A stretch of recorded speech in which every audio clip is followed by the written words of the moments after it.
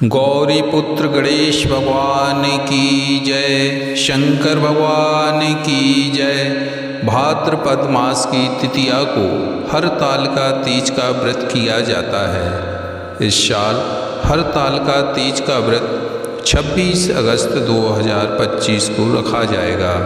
हरतालिका तीज पर माँ पार्वती और भगवान शिव की मिट्टी की मूर्ति बनाकर पूजा की जाती है।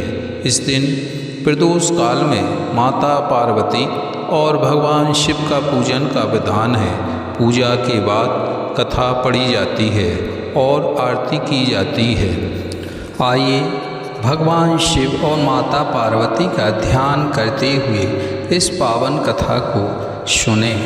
एक समय पार्वती जी ने शंकर जी से हाथ जोड़कर प्रश्न किया, हे महेश्वर, मेरे बड़े सौभाग्य हैं जो मैंने आप जैसे अर्धनारीश्वर पति का वरण किया। क्या मैं यह जान सकती हूँ कि मैंने ऐसा कौन सा पुण्य किया? आप अंतर्यामी हैं, मुझे दासी को ये बतलाने की कृपा करें। पार्वती जी की ऐसी प्रार्थना सुनकर शिव जी बोले, हे प्रिय, तुमने अति उत्तम पुण्य का संग्रह किया था जिससे तुमने मुझ जैसा पति पाया। वह अति गुप्त व्रत है, पर तुम्हारे आग्रह पर प्रकट करता हूँ। वह यह है कि भादों की शुक्ल पक्ष की तीज का व्रत हरतालिका के नाम से प्रसिद्ध है। यह व्रत जैसे तारागणों में चंद्रमा, नवग्रहों में सूर्य, वर्णों में ब्राह्मण, वेदों में शाम, इंद्रियों में मन रूप, ऐसा यह व्रत श्रेष्ठ है। जो तीजा हस्त नक्षत्र युक्त पड़े तो और भी महान पुण्यदायक होता है। यह सुनकर पार्वती जी ने कहा, हे महेश्वर, मैंने कब और कैसे तीजा व्रत किया, यह सब सुनने की इच्छा है। इतना सुनकर भगवान शिव बोले, हे उमा, भारत के उत्तर में हिमालय पर्वत है, उसके राजा का नाम हिमांचल है। वहाँ तुम रानी मैना से पैदा हुई थी। तुमने बाल्यकाल से ही मेरी आराधना प्रारंभ कर दी। कुछ उम्र बढ़ने पर तुमने हिमालय की दुर्गम गुफाओं में जाकर सहेली सहित मुझे पाने हेतु तप आरंभ कर दिया। तुम ग्रीष्म ऋतु में पानी में खड़े होकर मेरे ध्यान में संलग्न रहीं। इस प्रकार 6 ऋतुओं में तप करने पर भी जब मेरे दर्शन न मिले, तब तुमने ऊर्ध्वमुख होकर केवल वायु सेवन की, फिर वृक्षों के सूखे पत्ते खाकर इस देह को क्षीण किया। ऐसी तपस्या में लीन देखकर राजा हिमांचल तुम्हारे विवाह हेतु चिंता करने लगे। इसी शुभ अवसर पर देव ऋषि नारद जी वहाँ उपस्थित हुए। राजा ने अति हर्ष के साथ नारद जी का स्वागत किया और आने का कारण पूछा। नारद जी ने कहा, हे राजन, मुझे भगवान विष्णु ने भेजा है। मैं चाहता हूँ कि आपकी कन्या को योग्य वर प्राप्त हो। अतः भगवान विष्णु ने अपनी कन्या का वरण किया। क्या आपको स्वीकार है? राजा हिमांचल ने कहा, महाराज, मेरा सौभाग्य है जो मेरी कन्या को विष्णु जी ने स्वीकार किया है। अतः मैं अवश्य उन्हें अपनी कन्या का दान करूंगा। यह निश्चित हो जाने पर नारद जी ने वैकुंठ जाकर भगवान विष्णु से पार्वती के विवाह के लिए कहा। इधर महाराज हिमांचल ने वन में जाकर पार्वती जी को भगवान विष्णु के साथ उनका विवाह होने का निश्चय सुनाया। तो सुनते ही तुमको महान दुख हुआ। उस दुख से विचलित होकर अपनी सखी के पास पहुंचकर विलाप करने लगी। तो तुम्हारा विलाप देख सखी ने कहा, देवी, मैं तुम्हें ऐसी गुफा में ले चलूँगी जहाँ महाराज भी न पा सकेंगे। ऐसा कह सखी उमा सहित हिमांचल की गहन गुफा में विलीन हो गई।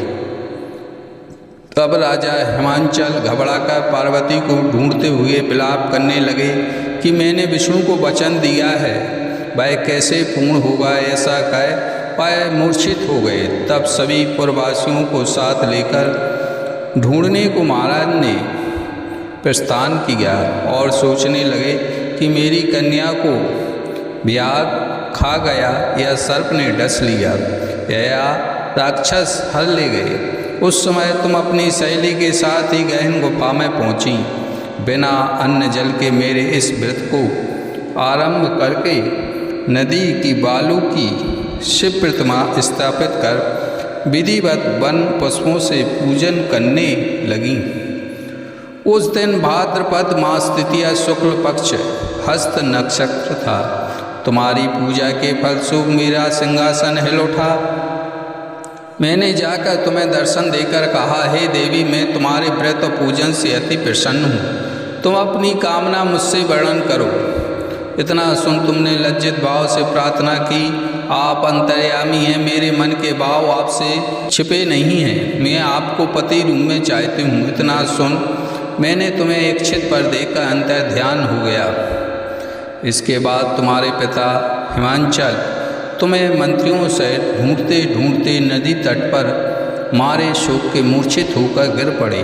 उसी समय तुमने मेरी बालू की मूर्ति विसर्जन हेतु नदी पर पहुँची।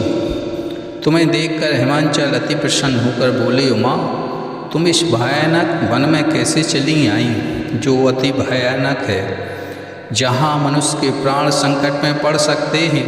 हे पुत्री, इस भयंकर वन को त्याग कर अपने घर को प्रस्थान करो। पिता के वचन सुन तुमने कहा, हे पिता, आपने मेरा विवाह भगवान विष्णु के साथ स्वीकार कर लिया है, इससे मैं इसी वन में रहकर अपने प्राण त्याग दूंगी। ऐसा सुनकर राजा हिमांचल खुश हुए और बोले, हे पुत्री, शोक मत करो, मैं तुम्हारा विवाह कदापि विष्णु जी के साथ ना करूँगा। जो तुम्हें रुचिकर है उन्हीं सदाशिव के साथ करूँगा। तब सखी के साथ नगर में उपस्थित होकर अपनी माता और सहेलियों से मिली। कुछ समय बाद शुभ मुहूर्त में विवाह वेद विधि के साथ महाराज हिमांचल और रानी मैना ने मेरे साथ करके पुण्य का अर्जन किया।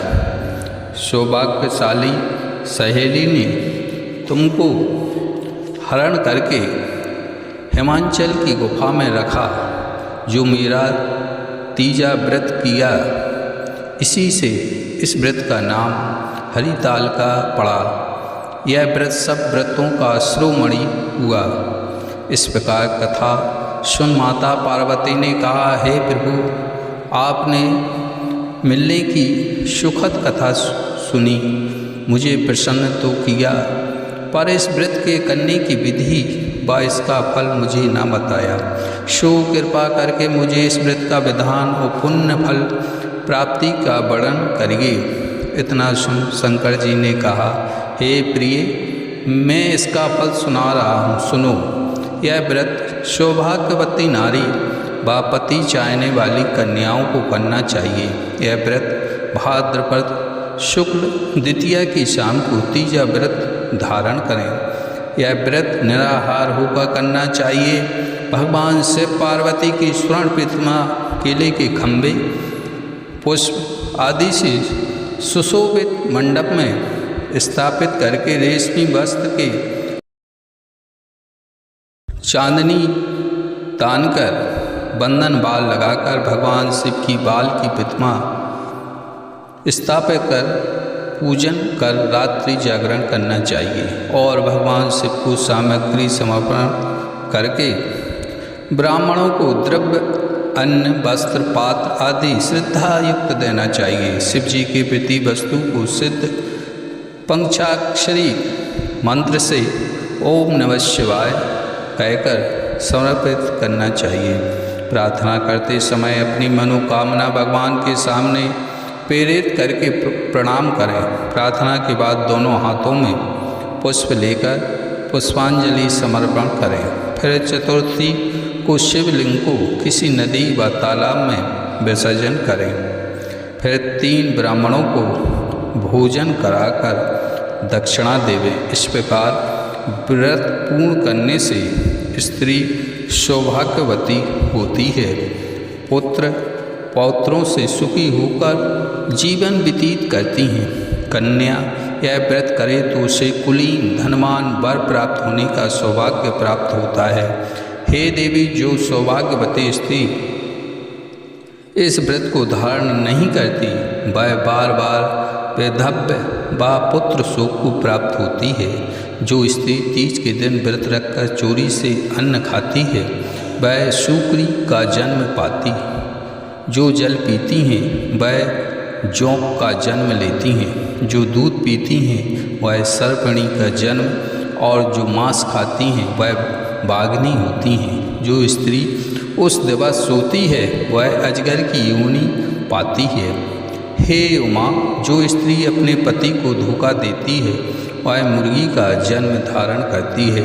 जो स्त्री इस व्रत को श्रद्धा भक्ति से विधि पूर्वक करती है वह सुंदर पति को प्राप्त करती है। वह दूसरे जन्म में तुम्हारे समान स्वरूपवान होकर इसी संसार में उत्तम सुख भोगती है। बोलिए श्री शंकर पार्वती भगवान की जय।